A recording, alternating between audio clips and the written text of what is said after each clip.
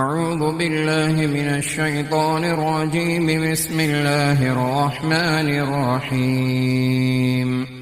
سيقول السفهاء من الناس ما ولاهم عن قبلتهم التي كانوا عليها قل لله المشرق والمغرب يهدي من يشاء إلى صراط مستقيم. وكذلك جعلناكم أمة وسطا لتكونوا شهداء على الناس ويكون الرسول عليكم شهيدا. وما جعلنا القبلة التي كنت عليها إلا لنعلم من يتبع الرسول ممن ينقلب على عقبيه وإن كانت لكبيرة إلا على الذين هدى الله وما كان الله ليضيع إيمانكم إن الله بالناس لرءوف رحيم. قد نرى تقلب وجهك في السماء فلنولينك قبلة ترضاها فول وجهك شطر المسجد الحرام وحيث ما كنتم فولوا وجوهكم شطره وإن الذين أوتوا الكتاب ليعلمون أنه الحق من ربهم وما الله بغافل عما يعملون. ولئن أتيت الذين أوتوا الكتاب بكل آية ما تبعوا قبلتك وما أنت بتابع قبلتهم وما بعضهم بتابع قبلة بعض ولئن اتبعت أهواءهم من بعد ما جاءك من العلم إنك إذا لمن الظالمين. الذين آتيناهم الكتاب يعرفونه كما يعرفون أبناءهم وإن فريقا منهم ليكتمون الحق وهم يعلمون. الحق من ربك فلا تكونن من الممترين. ولكل وجهة هو موليها فاستبقوا الخيرات أينما تكونوا يأت بكم الله جميعا إن الله على كل شيء قدير. ومن حيث خرجت فول وجهك شطر المسجد الحرام وإنه للحق من ربك وما الله بغافل عما تعملون. ومن حيث خرجت فول وجهك شطر المسجد الحرام وحيث ما كنتم فولوا وجوهكم شطره لئلا يكون للناس عليكم حجة إلا الذين ظلموا منهم فلا تخشوهم واخشوني ولأتم نعمتي عليكم ولعلكم تهتدون. كما أرسلنا فيكم رسولا منكم يتلو عليكم آياتنا ويزكيكم ويعلمكم الكتاب والحكمة ويعلمكم ما لم تكونوا تعلمون. فاذكروني أذكركم واشكروا لي ولا تكفرون. يا أيها الذين آمنوا استعينوا بالصبر والصلاة إن الله مع الصابرين. ولا تقولوا لمن يقتل في سبيل الله أموات بل أحياء ولكن لا تشعرون. ولنبلونكم بشيء من الخوف والجوع ونقص من الأموال والأنفس والثمرات وبشر الصابرين الذين إذا أصابتهم مصيبة قالوا إنا لله وإنا إليه راجعون. أولئك عليهم صلوات من ربهم ورحمة وأولئك هم المهتدون. إن الصفا والمروة من شعائر الله فمن حج البيت أو اعتمر فلا جناح عليه أن يطوف بهما ومن تطوع خيرا فإن الله شاكر عليم. إن الذين يكتمون ما أنزلنا من البينات والهدى من بعد ما بيناه للناس في الكتاب أولئك يلعنهم الله ويلعنهم اللاعنون إلا الذين تابوا وأصلحوا وبينوا فأولئك أتوب عليهم وأنا التواب الرحيم. إن الذين كفروا وماتوا وهم كفار أولئك عليهم لعنة الله والملائكة والناس أجمعين خالدين فيها لا يخفف عنهم العذاب ولا هم ينظرون وإلهكم إله واحد لا إله إلا هو الرحمن الرحيم. إن في خلق السماوات والأرض واختلاف الليل والنهار والفلك التي تجري في البحر بما ينفع الناس وما أنزل الله من السماء من ماء فأحيا به الأرض بعد موتها وبث فيها من كل دابة وتصريف الرياح والسحاب المسخر بين السماء والأرض لآيات لقوم يعقلون. ومن الناس من يتخذ من دون الله أندادا يحبونهم كحب الله والذين آمنوا أشد حبا لله ولو يرى الذين ظلموا إذ يرون العذاب أن القوة لله جميعا وأن الله شديد العذاب. إذ تبرأ الذين اتبعوا من الذين اتبعوا ورأوا العذاب وتقطعت بهم الأسباب. وقال الذين اتبعوا لو أن لنا كرة فنتبرأ منهم كما تبرأوا منا كذلك يريهم الله أعمالهم حسرات عليهم وما هم بخارجين من النار. يا أيها الناس كلوا مما في الأرض حلالا طيبا ولا تتبعوا خطوات الشيطان إنه لكم عدو مبين. إنما يأمركم بالسوء والفحشاء وأن تقولوا على الله ما لا تعلمون. وإذا قيل لهم اتبعوا ما أنزل الله قالوا بل نتبع ما ألفينا عليه آباءنا أولو كان آباؤهم لا يعقلون شيئا ولا يهتدون. ومثل الذين كفروا كمثل الذي ينعق بما لا يسمع إلا دعاء ونداء صم بكم عمي فهم لا يعقلون.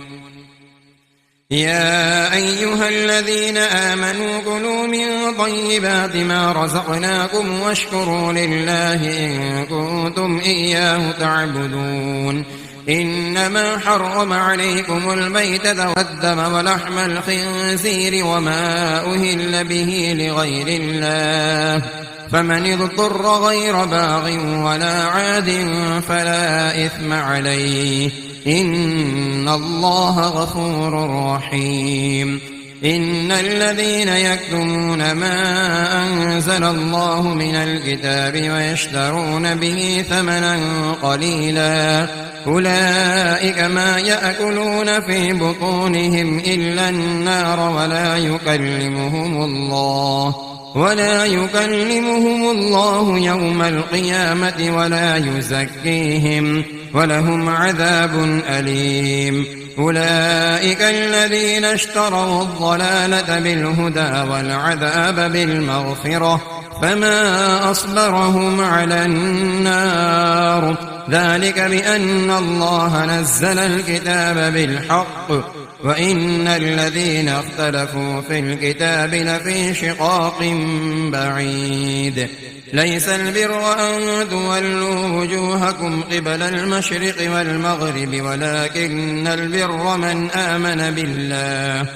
من آمن بالله واليوم الآخر والملائكة والكتاب والنبيين وآتى المال على حبه ذوي القربى واليتامى والمساكين وابن السبيل والسائلين وفي الرقاب وأقام الصلاة وآتى الزكاة والموفون بعهدهم إذا عاهدوا والصابرين في البأساء والضراء وحين البأس أولئك الذين صدقوا وأولئك هم المتقون يا أيها الذين آمنوا كتب عليكم القصاص في القتلى الحر بالحر والعبد بالعبد والأنثى بالأنثى فمن عفي له من أخيه شيء فاتباع بالمعروف وأداء إليه بإحسان ذلك تخفيف من ربكم ورحمة فمن اعتدى بعد ذلك فله عذاب أليم ولكم في القصاص حياة يا أولي الألباب لعلكم تتقون كتب عليكم إذا حضر أحدكم الموت إن ترك خيرا الوصية للوالدين والأقربين بالمعروف حقا على المتقين فمن بدله بعدما سمعه فإنما إثمه على الذين يبدلونه إن الله سميع عليم فمن خاف من موص جنفا أو إثما فأصلح بينهم فلا إثم عليه إن الله غفور رحيم يا أيها الذين آمنوا كتب عليكم الصيام كما كتب على الذين من قبلكم لعلكم تتقون أياما معدودات فمن كان منكم مريضا أو على سفر فعدة من أيام أخر وعلى الذين يطيقونه فدية طعام مسكين فمن تطوع خيرا فهو خير له وأن تصوموا خير لكم إن كنتم تعلمون شهر رمضان الذي أنزل فيه القرآن هدى للناس وبينات من الهدى والفرقان فمن شهد منكم الشهر فليصم ومن كان مريضا أو على سفر فعدة من أيام أخر يريد الله بكم اليسر ولا يريد بكم العسر ولتكملوا العدة ولتكبروا الله على ما هداكم ولعلكم تشكرون وإذا سألك عبادي عني فإني قريب أجيب دعوة الداع إذا دعاني فليستجيبوا لي وليؤمنوا بي لعلهم يرشدون أحل لكم ليلة الصيام الرفث إلى نسائكم هن لباس لكم وأنتم لباس لهن علم الله أنكم كنتم تختانون أنفسكم فتاب عليكم وعفى عنكم فالآن باشروهن وابتغوا ما كتب الله لكم وكلوا واشربوا حتى يتبين لكم الخيط الأبيض من الخيط الأسود من الفجر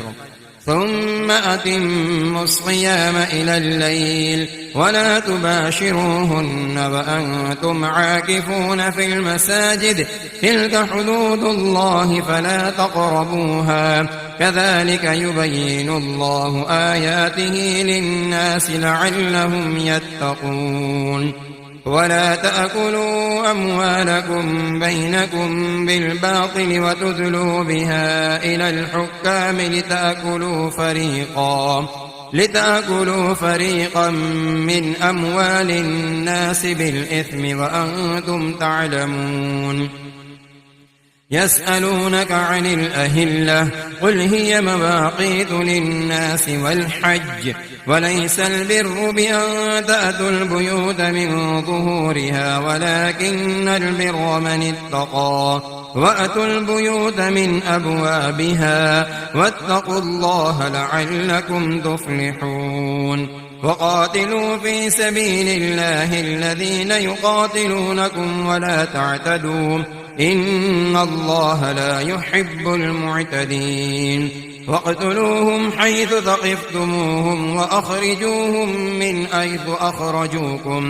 من حيث أخرجوكم والفتنة أشد من القتل ولا تقاتلوهم عند المسجد الحرام حتى يقاتلوكم فيه فإن قاتلوكم فاقتلوهم كذلك جزاء الكافرين. فإن انتهوا فإن الله غفور رحيم. وقاتلوهم حتى لا تكون فتنة ويكون الدين لله فإن انتهوا فلا عدوان إلا على الظالمين. الشهر الحرام بالشهر الحرام والحرمات قصاص فمن اعتدى عليكم فاعتدوا عليه بمثل ما اعتدى عليكم واتقوا الله واعلموا أن الله مع المتقين. وأنفقوا في سبيل الله ولا تلقوا بأيديكم إلى التهلكة وأحسنوا إن الله يحب المحسنين. وأتموا الحج والعمرة لله فإن أحصرتم فما استيسر من الهدي ولا تحلقوا رؤوسكم حتى يبلغ الهدي محله فمن كان منكم مريضا أو به أذى من رأسه ففدية من صيام أو صدقة أو نسك فإذا أمنتم فمن تمتع بالأمرة إلى الحج فما استيسر من الهدي فمن لم يجد فصيام 3 أيام في الحج و7 إذا رجعتم تلك 10 كاملة ذلك لمن لم يكن أهله حاضر المسجد الحرام واتقوا الله واعلموا أن الله شديد العقاب. الحج أشهر معلومات فمن فرض فيهن الحج فلا رفث ولا فسوق ولا جدال في الحج وما تفعلوا من خير يعلمه الله وتزودوا فإن خير الزاد التقوى واتقون يا أولي الألباب. ليس عليكم جناح أن تبتغوا فضلا من ربكم فإذا أفضتم من عرفات فاذكروا الله عند المشعر الحرام واذكروه كما هداكم وإن كنتم من قبله لمن الضالين. ثم أفيضوا من حيث أفاض الناس واستغفروا الله إن الله غفور رحيم. فإذا قضيتم مناسككم فاذكروا الله كذكركم آباءكم أو أشد ذكرا فمن الناس من يقول ربنا آتنا في الدنيا وما له في الآخرة من خلاق ومنهم من يقول ربنا آتنا في الدنيا حسنة وفي الآخرة حسنة وقنا عذاب النار. أولئك لهم نصيب مما كسبوا والله سريع الحساب. واذكروا الله في أيام معدودات فمن تعجل في يومين فلا إثم عليه ومن تأخر فلا إثم عليه لمن اتقى واتقوا الله واعلموا أنكم إليه تحشرون ومن الناس من يعجبك قوله في الحياة الدنيا ويشهد الله على ما في قلبه وهو على الخصام وإذا تولى سعى في الأرض ليفسد فيها ويهلك الحرث والنسل والله لا يحب الفساد وإذا قيل له اتق الله أخذته العزة بالإثم فحسبه جهنم ولبئس المهاد ومن الناس من يشري نفسه ابتغاء مرضات الله والله رؤوف بالعباد يا أيها الذين آمنوا ادخلوا في السلم كافة ولا تتبعوا خطوات الشيطان إنه لكم عدو مبين فإن زللتم من بعد ما جاءتكم البينات فاعلموا أن الله عزيز حكيم هل ينظرون إلا أن يأتيهم الله في ظلل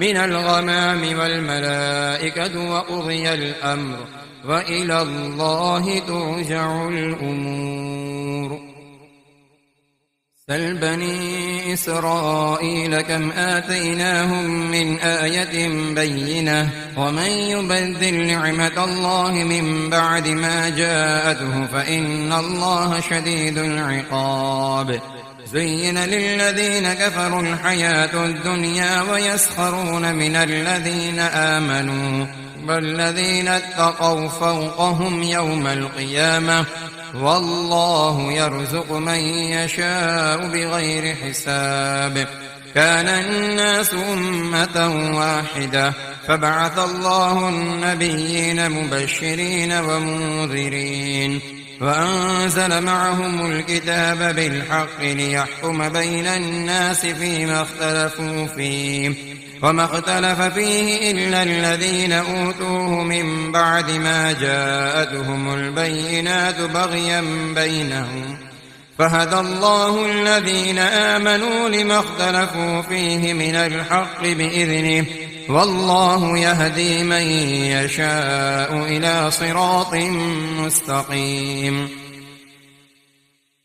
أم حسبتم أن تدخلوا الجنة ولما يأتكم مثل الذين خلوا من قبلكم مستهم البأساء والضراء وزلزلوا حتى يقول الرسول والذين آمنوا معه متى نصر الله ألا إن نصر الله قريب يسألونك ماذا ينفقون قل ما أنفقتم من خير فللوالدين والأقربين واليتامى والمساكين وابن السبيل وما تفعلوا من خير فإن الله به عليم كتب عليكم القتال وهو كره لكم وعسى أن تكرهوا شيئا وهو خير لكم وعسى أن تحبوا شيئا وهو شر لكم والله يعلم وأنتم لا تعلمون يسألونك عن الشهر الحرام قتال فيه قل قتال فيه كبير وصد عن سبيل الله وكفر به والمسجد الحرام وإخراج أهله منه أكبر عند الله والفتنة أكبر من القتل ولا يزالون يقاتلونكم حتى يردوكم عن دينكم إن استطاعوا ومن يرتد منكم عن دينه فيمت وهو كافر فأولئك حبطت أعمالهم في الدنيا والآخرة وأولئك أصحاب النار هم فيها خالدون إن الذين آمنوا والذين هاجروا وجاهدوا في سبيل الله أولئك يرجون رحمة الله والله غفور رحيم. يسألونك عن الخمر والميسر قل فيهما إثم كبير ومنافع للناس وإثمهما أكبر من نفعهما ويسألونك ماذا ينفقون قل العفو كذلك يبين الله لكم الآيات لعلكم تتفكرون في الدنيا والآخرة. ويسألونك عن اليتامى قل إصلاح لهم خير وإن تخالطوهم فإخوانكم والله يعلم المفسد من المصلح ولو شاء الله لأعنتكم إن الله عزيز حكيم.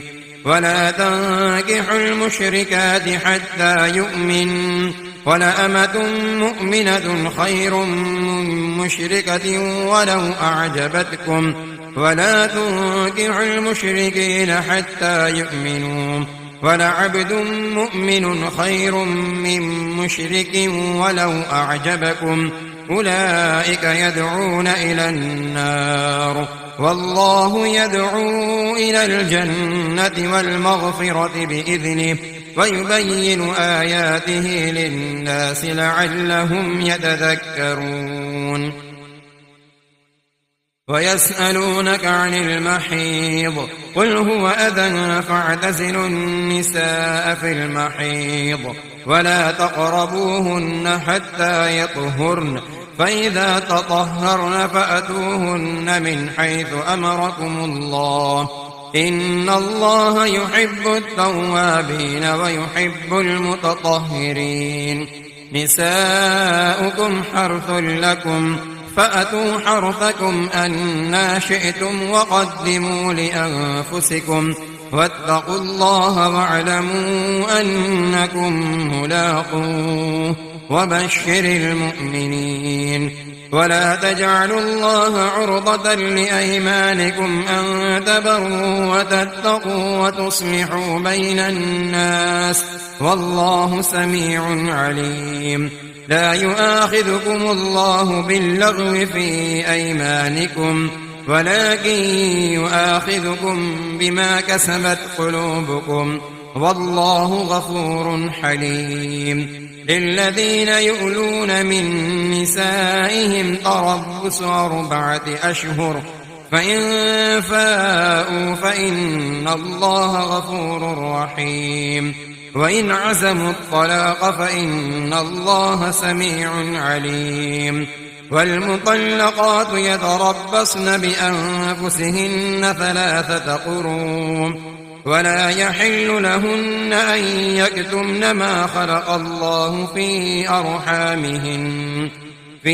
أرحامهن إن كن يؤمن بالله واليوم الآخر وبعولتهن أحق بردهن في ذلك إن أرادوا إصلاحا ولهن مثل الذي عليهن بالمعروف وللرجال عليهن درجة والله عزيز حكيم. الطلاق 2 فإمساك بمعروف أو تسريح بإحسان ولا يحل لكم أن تأخذوا مما آتيتموهن شيئا إلا أن يخافا ألا يقيما حدود الله فإن خفتم ألا يقيما حدود الله فلا جناح عليهما فيما افتدت به تلك حدود الله فلا تعتدوها ومن يتعد حدود الله فأولئك هم الظالمون. فإن طلقها فلا تحل له من بعد حتى تنكح زوجا غيره فإن طلقها فلا جناح عليهما أن يتراجعا إن ظنا أن يقيما حدود الله وتلك حدود الله يبينها لقوم يعلمون. وإذا طلقتم النساء فبلغن أجلهن فأمسكوهن بمعروف أو سرحوهن بمعروف ولا تمسكوهن ضرارا لتعتدوا ومن يفعل ذلك فقد ظلم نفسه ولا تتخذوا آيات الله هزوا واذكروا نعمة الله عليكم وما أنزل عليكم من الكتاب والحكمة يعظكم به واتقوا الله واعلموا أن الله بكل شيء عليم. وإذ طلقتم النساء فبلغن أجلهن فلا تعضلوهن أن ينكحن أزواجهن إذا تراضوا بينهم بالمعروف ذلك يوعظ به من كان منكم يؤمن بالله واليوم الآخر ذلكم أزكى لكم وأطهر والله يعلم وأنتم لا تعلمون. والوالدات يرضعن أولادهن حولين كاملين لمن أراد أن يتم الرضاعة وعلى المولود له رزقهن وكسوتهن بالمعروف لا تكلف نفس إلا وسعها لا تضار والدة بولدها ولا مولود له بولده وعلى الوارث مثل ذلك فإن أرادا فصالا عن تراض منهما وتشاور فلا جناح عليهما. وإن أردتم أن تسترضعوا أولادكم فلا جناح عليكم إذا سلمتم ما آتيتم بالمعروف واتقوا الله واعلموا أن الله بما تعملون بصير. والذين يتوفون منكم ويذرون أزواجا يتربصن بأنفسهن 4 أشهر وعشرا فإذا بلغن أجلهن فلا جناح عليكم فيما فعلن في أنفسهن بالمعروف والله بما تعملون خبير. ولا جناح عليكم فيما عرضتم به من خطبة النساء أو أكننتم في أنفسكم علم الله أنكم ستذكرونهن ولكن لا تواعدوهن سرا إلا أن تقولوا قولا معروفا ولا تعزموا عقدة النكاح حتى يبلغ الكتاب أجله واعلموا أن الله يعلم ما في أنفسكم فاحذروا واعلموا أن الله غفور حليم. لا جناح عليكم إن طلقتم النساء ما لم تمسوهن أو تفرضوا لهن فريضة ومتعوهن على الموسع قدره وعلى المقتر قدره متاعا بالمعروف حقا على المحسنين. وإن طلقتموهن من قبل أن تمسوهن وقد فرضتم لهن فريضة فنصف ما فرضتم إلا أن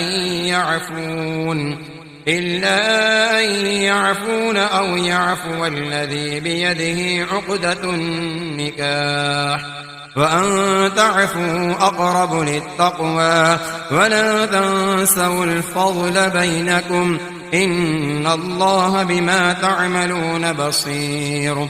حافظوا على الصلوات والصلاة الوسطى وقوموا لله قانتين. فإن خفتم فرجالا أو ركبانا فإذا أمنتم فاذكروا الله كما علمكم ما لم تكونوا تعلمون. والذين يتوفون منكم ويذرون أزواجا وصية لأزواجهم متاعا إلى الحول غير إخراج، فإن خرجن فلا جناح عليكم فيما فعلن في أنفسهن من معروف، والله عزيز حكيم. وللمطلقات متاع بالمعروف حقا على المتقين، كذلك يبين الله لكم آياته لعلكم تعقلون.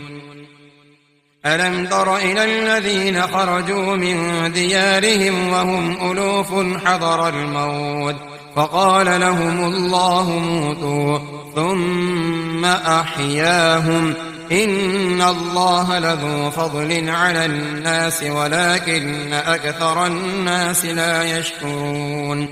وقاتلوا في سبيل الله واعلموا أن الله سميع عليم. من ذا الذي يقرض الله قرضا حسنا فيضاعفه له أضعافا كثيرة والله يقبض ويبسط وإليه ترجعون. ألم تر إلى الملأ من بني إسرائيل من بعد موسى إذ قالوا لنبي له مبعث لنا ملكا نقاتل في سبيل الله قال هل عسيتم إن كتب عليكم القتال ألا تقاتلوا قالوا وما لنا ألا نقاتل في سبيل الله وقد أخرجنا من ديارنا وأبنائنا فلما كتب عليهم القتال تولوا إلا قليلا منهم والله عليم بالظالمين. وقال لهم نبيهم إن الله قد بعث لكم طالوت ملكا قالوا أنى يكون له الملك علينا ونحن أحق بالملك منه ولم يؤت سعة من المال قال إن الله اصطفاه عليكم وزاده بسطة في العلم والجسم والله يؤتي ملكه من يشاء والله واسع عليم. وقال لهم نبيهم إن آية ملكه أن يأتيكم التابوت فيه سكينة من ربكم وبقية مما ترك آل موسى وآل هارون تحمله الملائكة إن في ذلك لآية لكم إن كنتم مؤمنين. فلما فصل طالوت بالجنود قال إن الله مبتليكم بنهر فمن شرب منه فليس مني ومن لم يطعمه فإنه مني إلا من اغترف غرفة بيده فشربوا منه إلا قليلا منهم فلما جاوزه هو والذين آمنوا معه قالوا لا طاقة لنا اليوم بجالوت وجنوده قال الذين يظنون أنهم ملاقو الله كم من فئة قليلة غلبت فئة كثيرة بإذن الله والله مع الصابرين. ولما برزوا لجالوت وجنوده قالوا ربنا أفرغ علينا صبرا وثبت أقدامنا وانصرنا على القوم الكافرين فهزموهم بإذن الله.